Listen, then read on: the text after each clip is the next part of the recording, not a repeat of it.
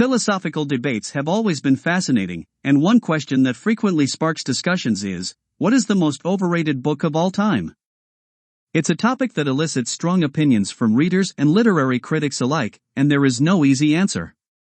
In this text, we'll explore some of the most commonly cited books that are considered overrated and try to understand why they have been criticized.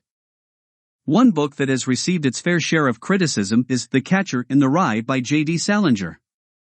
Many people argue that it's a simplistic, overrated book that doesn't live up to the hype. The protagonist, Holden Caulfield, is often seen as whiny and self-absorbed, and the book's themes of alienation and disillusionment are seen as cliched. Yet, despite the critiques, The Catcher in the Rye has remained a classic of American literature and continues to be studied and revered by many. Another book that often comes up in discussions of overrated books is Moby Dick by Herman Melville. Some readers find the book overly long and tedious, with pages of information about whales that can be hard to get through. Others find the book's themes of obsession and revenge compelling, and the character of Captain Ahab is seen as a powerful representation of human ambition and folly. Moving on to the modern era, 50 Shades of Grey by E.L. James is a book that has been widely criticized for its simplistic prose, shallow characters, and problematic representation of BDSM relationships.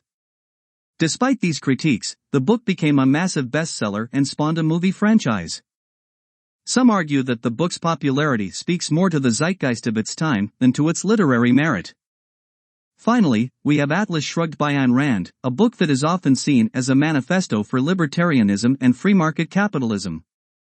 While some readers find the book's ideas compelling, others see it as an overly simplistic and dogmatic portrayal of the world.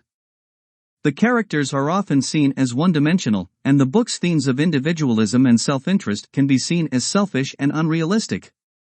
In conclusion, the question of what is the most overrated book of all time is one that will continue to spark debate and discussion. While some books may not live up to the hype, others may speak to readers in profound and meaningful ways. Ultimately, the value of a book is subjective, and what one person sees as overrated, another may see as a masterpiece.